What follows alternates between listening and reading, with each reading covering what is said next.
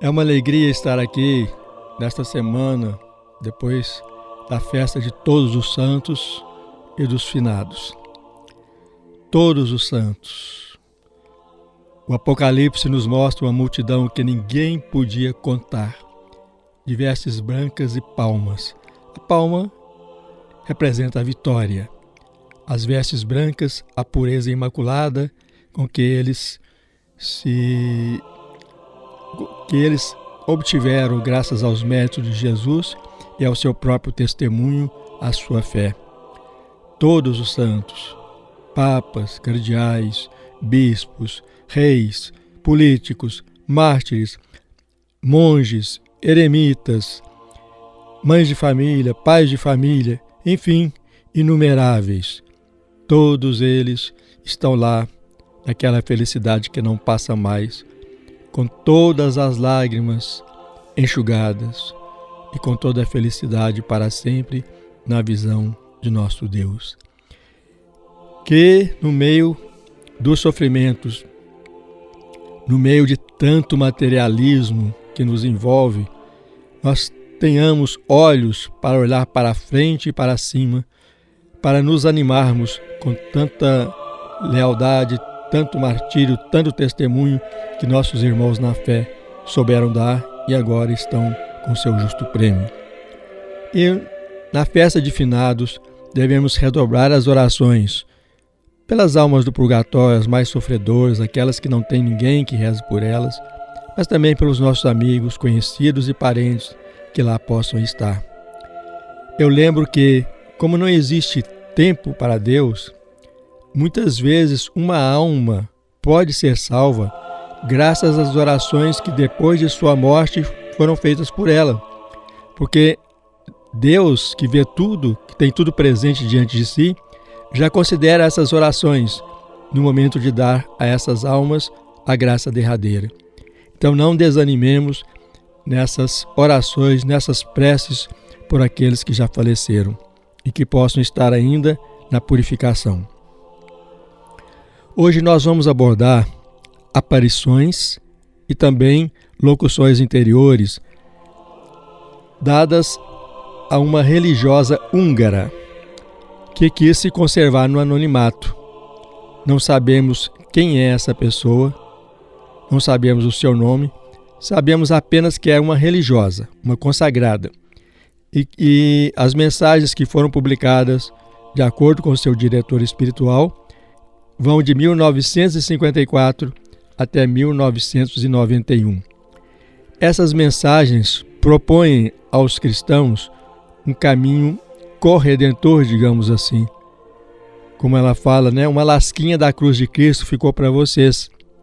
Vocês também se unirem a essa redenção da humanidade, serem participantes com Jesus desse sofrido trabalho de salvar os homens descabeçados, como sempre. E esse oferecimento, que eu vou ler aqui ao final dessa palestra, praticamente enche todo o livrinho que foi publicado, que fala do oferecimento em si, que fala das condições em que ele deve ser feito, das promessas ligadas a esse oferecimento e assim por diante. Vou começar com uma locução de Jesus em 1954, a primeira das que foram publicadas. Essa irmã diz: certa ocasião, recebi um livro em que se dizia que Jesus se queixava de ver as almas cair no inferno, tão numerosas como os flocos de neve no inverno. Ao ler isto, tive uma vertigem e, em espírito, atirei-me chorando aos pés de Jesus.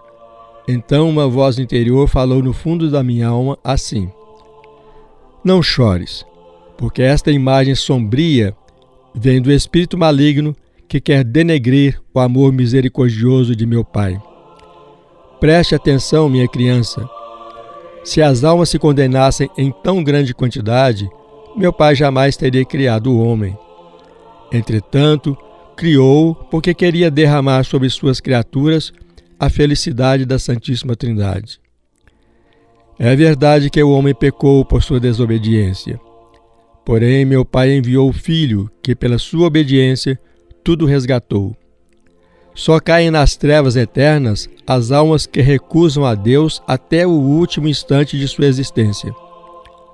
Porém, a alma que no seu último suspiro disser com arrependimento: meu Deus, tem piedade de mim, já se salvou da condenação eterna.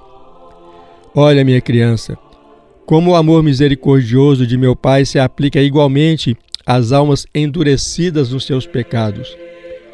Quando Ele vos pede que unais o oferecimento de vida ao meu sacrifício sangrento, é com o fim de satisfazer a justiça divina. Assim, os pecadores mais obstinados poderão obter sua misericórdia, nem que seja no seu último instante. Por isso, eu convido uma multidão de almas prontas a fazer o dom de si mesmas para essa pesca apostólica de almas. Bom, no entanto, as pessoas que fazem este oferecimento são aconselhadas a depois não ficarem vaidosas, achando que estão salvando muitas almas, são privilegiadas por isso, né?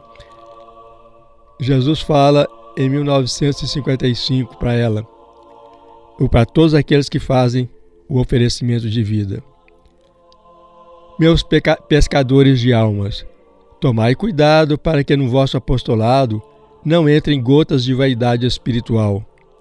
O vosso único fim deve ser a glória de Deus e o propósito de querer salvar um irmão da condenação eterna, e desta maneira multiplicar os moradores do reino do meu Pai. Se no coração daquele que quer salvar almas se instalar o menor traço de orgulho ou presunção, a conversão, qual uma planta sem raízes, não sobreviveria. Tal influência perniciosa, por mínima que fosse, a secaria. Sem força vivificante, a alma que se tinha convertido voltará ao seu estado anterior. Meus pescadores de almas, grande é a vossa responsabilidade. Tende cuidado e estai atentos. Portai-vos de tal forma que as almas sintam que não as quereis conquistar para vós, mas unicamente para Deus. A conversão súbita é como uma chama que de repente se eleva, mas depois se apaga. Mas a alma que foi convertida pelo vosso sacrifício paciente e discreto, e por um exemplo de amor desinteressado, enterra profundamente as suas raízes no terreno divino, que não podem ser arrancadas nem pela maior tempestade. Gravai em vosso coração essa lição de apostolado que eu vos dou com muito amor. Fazei uso dela. Se colaborais discretamente na obra da graça, podereis obter a palma da vitória eterna para muitas e muitas almas. Há também um problema sério. Depois que as almas se convertem ou se afervoram, podem cair na tibieza, o retorno à tibieza. Vejam o que nos diz Nossa Senhora. O meu coração materno, caros filhos, sente uma dor profunda. Nos últimos séculos, especialmente no atual, tenho deixado várias vezes a felicidade que olho nunca viu, ouvido jamais ouviu, do reino de meu Pai, para vos falar de arrependimento e de conversão do coração. Sobre a unidade no amor, a paz e um renascimento que meu Santo Filho tanto deseja. Durante o tempo das minhas aparições, as almas se afervoravam, traduziam as minhas mensagens para quase todos os idiomas do mundo e as imprimiam em milhões de exemplares. Centenas de milhares de almas vieram a mim, mas, ao fervor, sempre se seguia uma tibieza e uma perda de fé. Onde está agora o entusiasmo que as mensagens de Lourdes e Fátima despertaram? Em vários países, levavam minhas imagens de cidade em cidade. Depois de algumas décadas, que fim levou o fervor? Meus filhos, que será de vós se transbordar a taça e o Senhor não me permitir mais vir para vos avisar? Continuo enviando mensagens a este país querido, no caso a Hungria, que é o país dessa religiosa, e também a outros países da parte do meu Santo Filho. Elas são a expressão da sua vontade. Porém, se não levardes em conta os meus pedidos, ou se o efeito for de curta duração, então, meus filhos, qual será o futuro da humanidade? Meditai nisto frequentemente em vossos corações. Pelo menos vós, punhado de justos e de fiéis, não desanimeis mesmo durante as maiores provações, que não se apague nos vossos corações o fogo da chama de amor a Deus e ao próximo. Bom, o que Nossa Senhora nos pede nessas mensagens? Veja bem, gente, o céu tem uma visão completamente diferente de nós e da humanidade. O céu conta as nossas almas. Conta, quer salvar todas. Nós estamos aqui com preocupações legítimas, temporais, saúde, educação, medicina, sustento de família, etc, etc. Tudo isso faz parte do nosso mundo. Mas o céu olha outra coisa. Ele olha a alma. Vai se reconciliar com Deus? Vai ser feliz eternamente com Ele? Ou vai se perder eternamente? Esta é a visão do céu. Então, vamos ver o que Nossa Senhora nos pede através do oferecimento de vida. Meus filhos, a humilde aceitação do sofrimento físico ou moral pode tornar-se para vós uma fonte de inumeráveis graças. Por este meio, podeis pagar todos os pecados e omissões de vossa vida inteira. E quando já tiverdes saldado as vossas dívidas, pelo vosso sofrimento aceito com paciência, podereis então obter a conversão dos pecadores obstinados, e com isto glorificais a Deus. As almas convertidas pela oferta dos vossos sofrimentos podem alcançar inclusive a santidade. Quando a cruz do sofrimento pesar sobre vós, recordem que neste mundo sois apenas peregrinos. Além túmulo, num maravilhoso mundo preparado por Deus para seus filhos fiéis, espera-vos uma felicidade muito maior do que merecíeis pelos vossos sofrimentos pacientemente aceitos. Em um estado de felicidade que olho nunca viu, ouvido jamais ouviu, está citando aqui São Paulo aos Coríntios, né? Vossas almas permanecerão por toda a eternidade. Por muito repleta de sofrimentos que esteja a vida terrena, ela será curta e em breve chegará ao fim.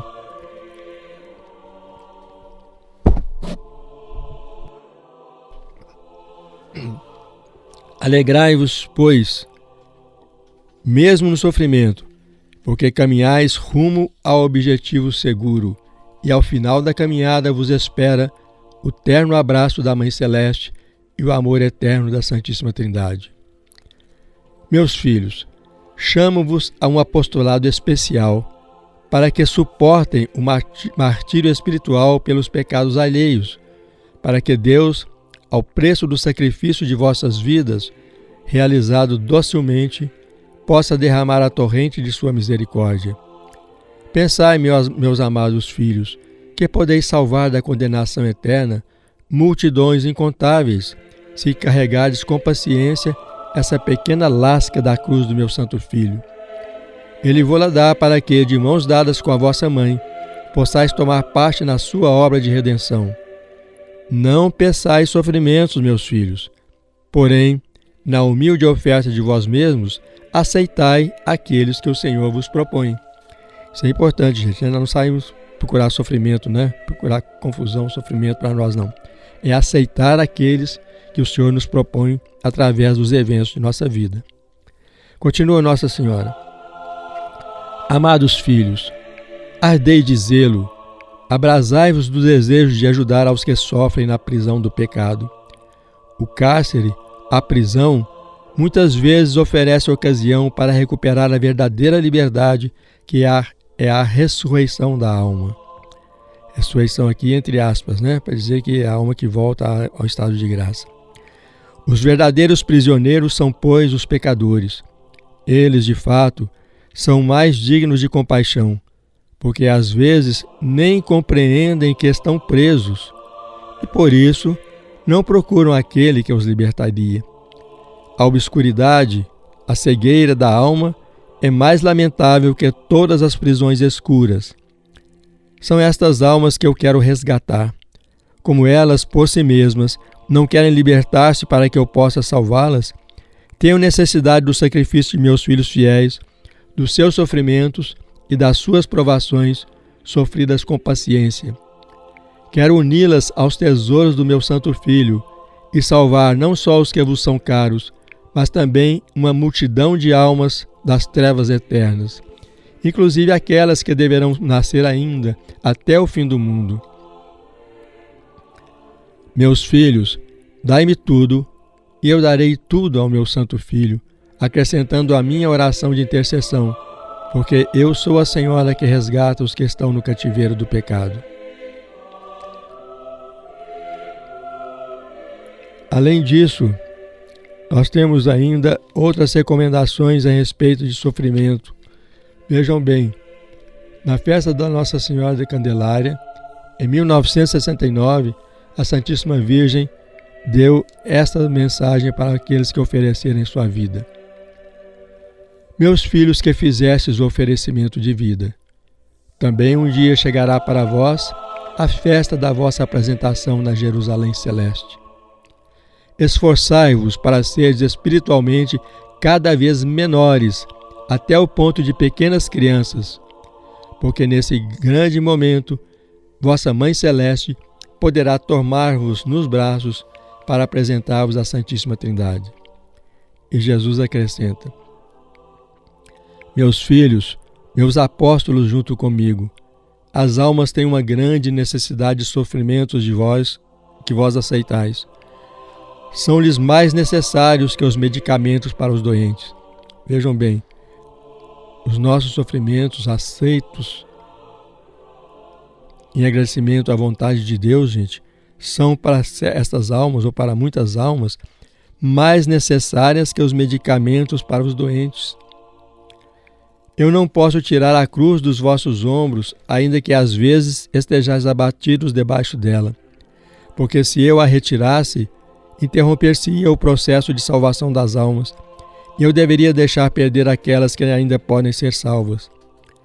Quando a dívida pelos pecados de uma ou mais almas se cancela, graças aos vossos sofrimentos oferecidos por elas, ou quando o tratamento fica terminado, aí então posso retirar a cruz por algum tempo, para que recobre novo vigor o meu apóstolo destinado a tão sublime vocação.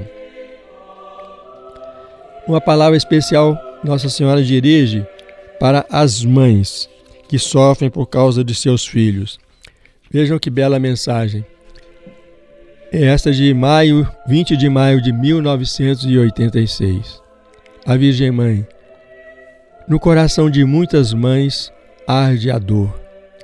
Oprime-as o estado espiritual de seus filhos, por sua conduta imoral e pelo destino de suas almas depois da morte. Por amor a essas mães, movida pela compaixão, alcancei com minhas súplicas as 5 promessas. São promessas que vamos ler mais à frente, que dizem respeito àqueles que fazem o oferecimento de vida. Que estas mães se consolem, prossegue Nossa Senhora, que elas ofereçam generosamente todos os atos de sua existência, os seus trabalhos, os seus sofrimentos, as suas boas ações, as suas santas missas e as suas comunhões. Porque o que ofereceis desinteressadamente pelos outros produz muitos frutos de salvação para as almas. Além disso, não é possível sobrepujar o amor misericordioso de Deus. Ainda falando para os doentes, meus filhinhos, diz a Santíssima Virgem em setembro de 1986, divulgai especialmente para aqueles que sofrem muito no corpo ou na alma, aos enfermos incuráveis. Veja bem, Nossa Senhora se dirige a esses. Olha que importante. Então digam aos enfermos incuráveis, aos inválidos, aos que jazem prostrados no leito, que oferecer sua vida por amor representa grandes graças para que eles compreendam que não sofrem em vão. Os seus sofrimentos têm grande valor para toda a humanidade, mas também são preciosos para eles mesmos. Isto porque, se souberem que grande alegria e felicidade espera por eles no céu, na medida em que aceitarem e suportarem pacientemente seus sofrimentos, encontrarão alívio do corpo, consolação da alma e do coração, a serenidade, a paz e a força. E a seguida, essa religiosa que recebeu essas mensagens, conta que ela mesma, pela graça de Deus, esse pedido de Nossa Mãe Santíssima já o estou praticando há muito tempo. Tenho percebido o grande alívio que sentem os enfermos graves quando, pela luz da graça, puderam compreender a grandeza dos benefícios que recebem pela aceitação da doação de si mesmos. Nos hospitais visitava os enfermos graves, especialmente aqueles que nem seus familiares visitavam e os que haviam perdido contato com suas famílias. O sofrimento maior estava entre os pacientes de câncer e os que estavam prostrados no leito. A maioria deles estava consciente de que sua doença era incurável e, por esse motivo, a vida para eles já não tinha nenhum sentido. Acreditavam que já não podiam ser úteis para ninguém. Porém, quando conseguiram compreender que eles são os filhos mais queridos da Santíssima Virgem, que neles o Senhor Jesus está buscando companheiros, que Jesus os chama a unir seus sofrimentos com os do seu sacrifício da cruz, dando continuidade à sua obra de redenção, que eles são um tesouro para a Santa Igreja, que pelos seus sofrimentos podem salvar almas, que podem alcançar santas vocações sacerdotais, que podem contribuir para que se estabeleça a paz no mundo, que pelos seus sofrimentos podem reparar pelos seus próprios pecados e pelos alheios, e que na hora de sua morte chegarão ao reino dos céus sem passar pelo purgatório, então a graça trabalhava admiravelmente neles. Choravam de alegria ao saber o quanto são amados por Deus e pela Santíssima Virgem. Haviam acreditado que Deus se irritara com eles e encaravam seus sofrimentos como um castigo. Alguns até nem acreditavam na existência de Deus e pensavam em dar fim às suas vidas. Quando reconheceram a grande graça que existe no oferecimento de vida e que não há nada maior que uma criatura possa dar ao seu Criador, operava-se neles uma grande transformação. Tornavam-se pacientes, até seu estado geral melhorava. A tranquilidade do enfermo e seu novo e belo comportamento impressionava as enfermeiras. Tornaram-se os santos escondidos do Senhor e mantiveram seu oferecimento fielmente até o fim. Alguns recuperaram a saúde e outros morreram santamente. Bom, Nossa Senhora nos ensina também uma oração especial que vou ler aqui agora.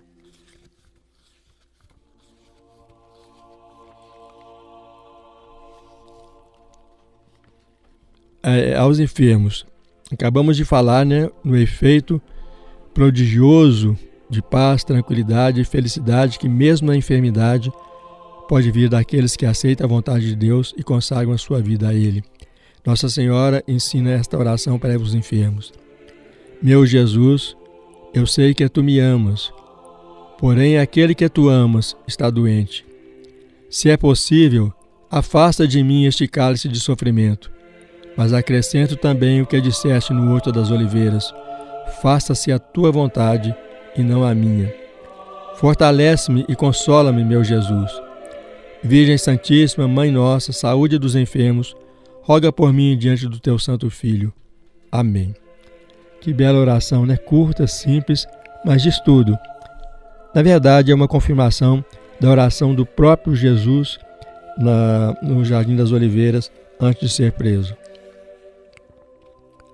Nossa Senhora também acrescenta outra oração importante para a Sagrada Comunhão. A vidente narra o seguinte, em outubro de 1986. Nesta noite, ao amanhecer, passei horas em profunda oração junto à Nossa Mãe, imersa na plenitude da Santíssima Trindade. Juntas temos orado por todos aqueles que comungam diária ou pelo menos semanalmente. Nossa mãe manifestou sua dor por muitíssimos que chegam indiferentes e sem fé viva à mesa da comunhão. Por isso, manda esta mensagem às pessoas de comunhão frequente. Meus queridos filhos, que fizeram oferecimento de vida, vigiai, tende atenção em distinguir entre o pão descido do céu e o pão terreno. Acreditai com fé viva que Jesus está realmente presente na hóstia santa. Acreditai que se encontram com Ele verdadeiramente, mas ainda que se unem a Ele. Podem tocá-lo e Ele toca vosso coração e vossa alma. Este encontro é grande e santo, e mesmo que dure somente alguns instantes, a virtude da graça permanece convosco. E se vós comungais com fé viva e com o empenho de viver o Evangelho, obtereis do Espírito Santo a graça que vos faz santos, vos auxilia e consola, alcança força e valor para seguir o bom pastor no caminho que leva ao Pai. Então ela propõe antes da comunhão, pegar espiritualmente as mãos maternais de Maria e repetir esta oração. Meu Jesus, como pela sagrada comunhão entras no meu coração e vives dentro de mim, quero amar-te com o teu próprio coração. Com teu coração quero amar, adorar, reparar e glorificar ao Pai e à Santíssima Trindade.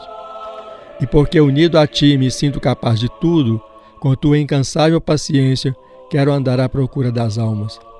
Unido a ti e disposto a todos os sacrifícios, quero chamar e bater à porta das almas, até que te admitam a ti, meu Senhor, meu Deus e meu tudo.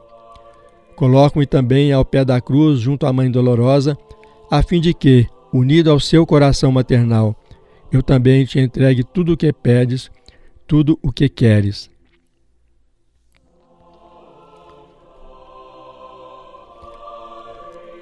Bom, sobre a comunhão frequente, então, a importância, já falamos, e vamos ver também uma advertência às almas que tentam os padres e aos padres que são tentados. Já falamos que Nossa Senhora nos previne contra a tentação de vaidade, de orgulho, até por nos sentirmos participantes da cruz de Cristo. Até nisso o demônio pode entrar com o espírito de vaidade. Mas vejam que ela diz o seguinte: a Virgem Mãe falou no meu íntimo, diz a religiosa, e ensinou-me com que espírito devem suas filhas, que fizeram oferecimento de vida, ajudar seus sacerdotes. Também eu servia aos apóstolos de meu Santo Filho. Fazia a comida, lavava-lhes a roupa e protegia-os muitas vezes no perigo. Enquanto estiverem servindo aos sacerdotes, tenham vocês, minhas filhas, o cuidado de que vosso comportamento e orações os ajudem a elevar-se sempre mais para junto do meu Santo Filho. Sirvam verdadeiramente de ajuda e não de tentação. Para eles o combate é muito duro, porque aos olhos de Satanás são ovelhas gordas. Está de olho nelas, né, Satanás? Estai atentos, porque é a mim que entristecerão profundamente, se, por egoísmo ou vaidade, ou sentimento desordenado e impuro, atraírem para vós os meus sacerdotes. As infelicidades de meus sacerdotes, olha bem, gente, as infelicidades dos meus sacerdotes foram causadas em 90% por suas filhas espirituais. Eu não fui sacerdote, mas fui seminarista, e me lembro que muitas vezes eram sutilmente assediados por moças, né, que falavam que gostavam de mim, que não sei o quê, que me admiravam, etc. Né? Maneiras de que se serve Satanás também para tentar, né? Desde os seminaristas aos padres. Então Jesus está fazendo uma advertência aqui.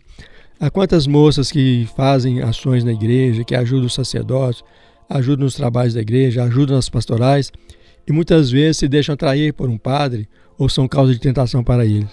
Nossa Senhora nos diz aqui: as infidelidades de meus sacerdotes foram causadas em 90% por suas filhas espirituais. Estas ofendem muito meu santo filho, e a penitência que as esperas será muito maior que as dos meus filhos sacerdotes que elas arrastaram para o mal. E felizes delas se puderem fazer penitência ainda neste mundo. Bom, estamos chegando já quase ao fim deste programa.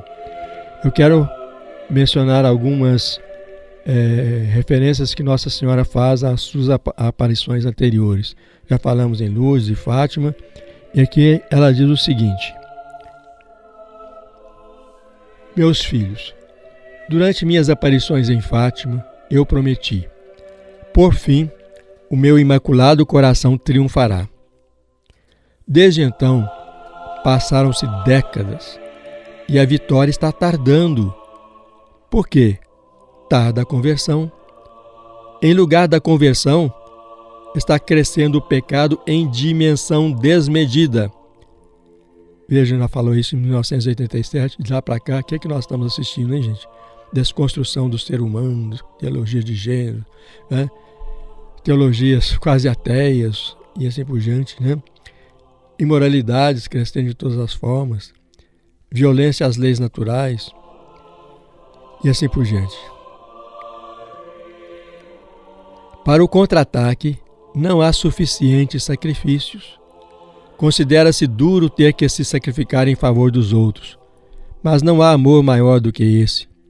O vosso Redentor fez o sacrifício de sua vida no madeiro da cruz, e ao pé dela, vossa mãe fez o mesmo, por amor ao Pai e por vós.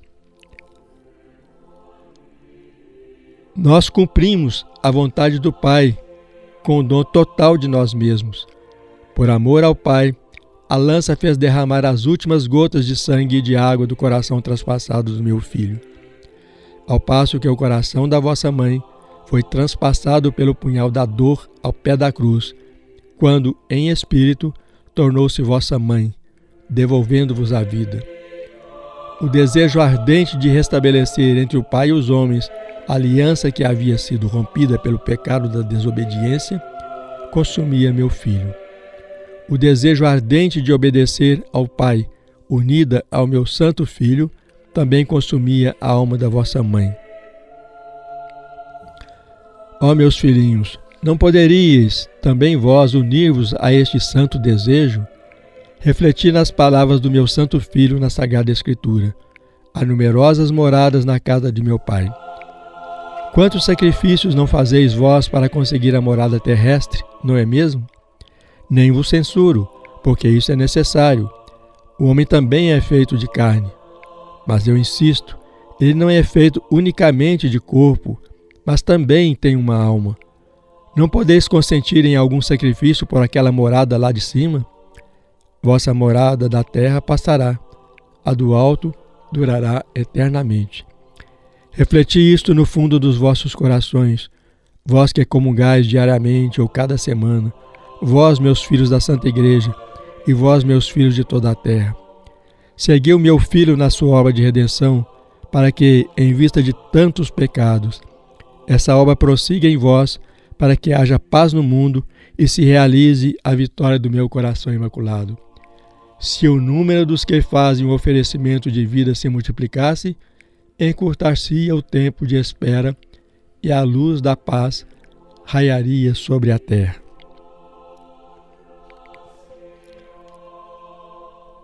Em nossas orações, ela nos propõe também algumas intenções.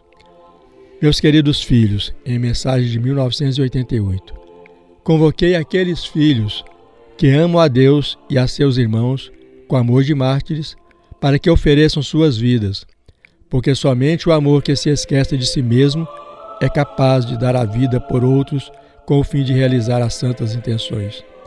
A primeira destas santas intenções é a adoração da Santíssima Trindade, dar-lhe reparação por tantas ofensas, blasfêmias e pecados. É o primeiro mandamento, né? Amar a Deus sobre todas as coisas. A segunda intenção é rogar pela unidade entre os cristãos, pela qual meu santo Filho orou assim: que todos sejam um, como tu, Pai, que estás em mim e eu em ti. Olhai, meus filhos, com que sagacidade luta Satanás para que não haja unidade entre o pastor e o rebanho, que não haja união nas famílias, entre os esposos e entre pais e filhos. Suscita discórdia, divisão e cisma nos 4 cantos do mundo. Devemos lutar pela vitória da unidade, com o exemplo de nossas vidas segundo o Evangelho. A terceira intenção é rezar pelo Santo Padre, por nossos sacerdotes e pelas vocações sacerdotais, a fim de que desempenhem sua missão revestidos de Cristo e sigam ao eterno pastor junto com o rebanho no caminho que leva ao Pai. A quarta intenção, suplicar por nossos irmãos caídos e pelos que vivem sem fé, porque, meus filhos, se com vosso oferecimento de vida, além da vossa própria alma, conseguirem salvar ao menos uma alma para o reino de Deus, já não nasceram em vão. Enfim, pensai também na salvação dos vossos entes queridos, porque é impossível sobrepujar a Deus em bondade e em misericórdia. Não deixeis de meditar em vossos corações o ensinamento do meu divino Filho. De que serve ao homem ganhar o mundo todo se vier a perder a sua alma? Abandonai-vos totalmente à sua vontade, meus filhos, e Deus vos dará tudo. Pegai com confiança na minha mão maternal e permaneçamos unidos para sempre. Algumas mensagens também nos falam da situação da igreja atual, do papado, por exemplo, né? Veja essa mensagem aqui. Essas mensagens são do tempo do Papa São João Paulo II. Às 3 horas da madrugada, enquanto rezava, vi a Virgem Mãe Dolorosa. Estava na minha frente e, bastante triste, olhou demoradamente para mim. Dos poros de sua face transpirava suor cor de sangue. As gotas de sangue cobriram sua face. Isso significava que havia começado a era da decisão e a perseguição do papado e o aparecimento de papas falsos que se autodenominavam papas. Então, está falando da época de João Paulo II, né? E na sequência, então, poderia aparecer falsos papas. Ela usou isso no plural, né? Disse a Virgem Mãe: meus pescadores de almas, tomai cuidado, por trás de máscara astuta irá trabalhar Satanás. Neste ano, no dia de São Paulo, começou o cisma. Está se referindo ao cisma de Dom Lefebvre, né? De católicos tradicionalistas. Isso é um caso muito doloroso, porém o Senhor permitiu-me vê-lo no dia 24 de maio de 1978, na festa de Nossa Senhora Auxílio dos Cristãos. Quem está falando isso agora, essa explicação, é a religiosa que recebeu as visões. Nesse dia, a Virgem, olhando para a Polônia, ajoelhada, rezava com bastante fervor. Ao lado dela aparecia um precipício enorme, no fundo do qual se achavam entulho e destroços. Ao desaparecer esta visão, vi uma folha branca de jornal, com tarja de luto, com a seguinte inscrição: temos Papa, temos Papa. Depois, uma linha pontilhada. Em seguida, ainda não temos Papa. É em uma quinta-feira, deita-se no seu ataúde como preço de martírio. Então vejam bem, isso é de 78, ela está se referindo aqui à morte de Paulo VI, né? Depois do conclave que elegeu João Paulo I, temos Papa, a reticência, depois ainda não temos Papa, porque ele morreu logo depois, né? 33 dias depois. Disse a Santíssima Virgem: pelo mérito deste martírio, deve ser João Paulo I, né? Meu Santo Filho enviará, através do Espírito Santo, um operário infatigável para dirigir a nossa igreja, que, segundo sua trilha, começará a recolher os cristãos para um só rebanho, que é a grande aspiração do meu Santo Filho. João Paulo II, né? Foi graça do martírio do Papa anterior, ofereceu sua vida. E aqui a religiosa observa: nesse ano morreu o Papa Paulo VI e depois disso a visão descrita concretizou-se. A rápida ascensão de João Paulo I e a sua morte também. Pouco depois desta visão, vi fugir a Sagrada Família, simbolizando a Igreja. Nossa Dulcíssima Mãe do Céu sentava-se no lombo de um burrinho com o pequeno Jesus no seu colo. Embora muito cansados, andavam rapidamente. Vi esta cena prolongadamente. Mais adiante, pararam à beira de uma floresta. A floresta se compunha de árvores muito altas. As suas folhas, porém, eram caducas, estavam amareladas, simbolizando com isso a morte da fé nas almas. A Virgem Mãe e São José estavam bastante tristes. O menino Jesus dormia profundamente. Ouvi então uma voz celestial. Isto simboliza o tempo da perseguição do papado e da diminuição da fé. Começamos com Paulo VI, perseguição ao papado. Começamos com João Paulo II, primeiro, cuja morte até hoje é um mistério. Continuamos com a oposição cerrada aos papas João Paulo II e Bento XVI. Ao digno representante da Igreja, Satanás perseguirá astutamente de todos os lados para tentar confundir até os de fé verdadeira. Mas um punhado do rebanho, apesar de tudo, permanecerá fiel a ele até o fim. Estes são aqueles que, na luz do Espírito Santo, percebem que é ele o escolhido que começa a arrebanhar também aqueles que estão em outro redil. Vamos lembrar que João Paulo II tentou reaproximar-se daqueles cismáticos, né, Dom Lefebvre. Depois ele também procurou unir os cristãos todos, escreveu até uma encíclica muito bonita a esse respeito, né? Ut unum sint, ou seja, para que todos sejam um. Porque a vontade do Senhor é que todos sejam um, como são um o Pai, o Filho e o Espírito Santo. Satanás, porém, não deseja a unidade. Ao contrário, luta contra isso. Entretanto, apesar de toda a sua astúcia, a vitória será de Deus. Em vez da guerra, a paz do Senhor encherá a terra. No entanto, até aí, a humanidade atravessará muitas provações de longa duração. Deus, porém, de tudo consegue extrair coisas boas.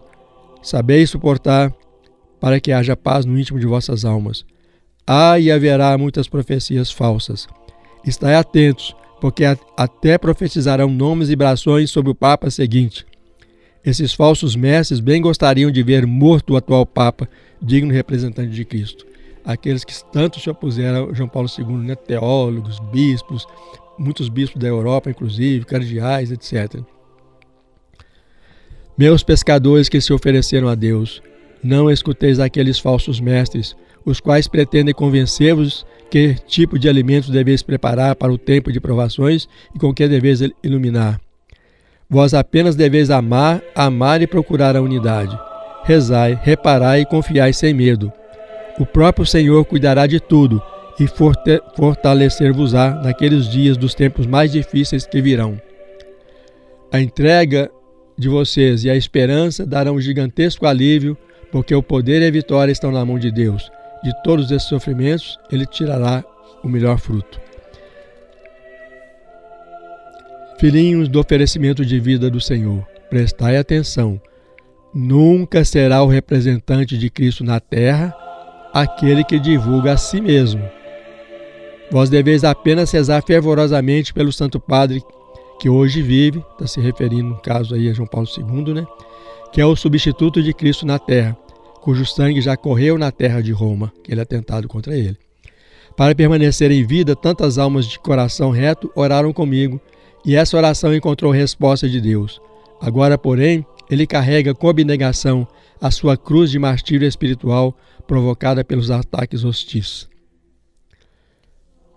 Bom, então há bastante advertência sobre a situação atual, situação que nos aguarda e também o que fazer. Vamos terminar com esse oferecimento de vida que Nossa Senhora propõe e ao qual ela liga tantas e tantas graças. O oferecimento é o seguinte: meu amado Jesus, na presença da gloriosa Santíssima Trindade, de Maria, nossa Mãe do Céu, e de toda a corte celeste, une-me aos méritos de vosso precioso sangue e de vossa morte de cruz. Ofereço toda a minha vida pelas intenções do vosso sagrado coração eucarístico e os do coração imaculado de Maria. Ofereço-vos igualmente todas as santas missas, comunhões, boas obras, sacrifícios e sofrimentos de toda a minha vida. Ofereço tudo em espírito de reparação por nossas ofensas e para que a Santíssima Trindade seja adorada, assim como pela unidade da nossa Santa Igreja, pelo Santo Padre, pelos sacerdotes, por santas vocações sacerdotais e por todas as almas até o fim do mundo. Meu Jesus, aceitai o oferecimento da minha vida e concedei-me a graça para que nisto eu persevere fielmente até o fim dos meus dias.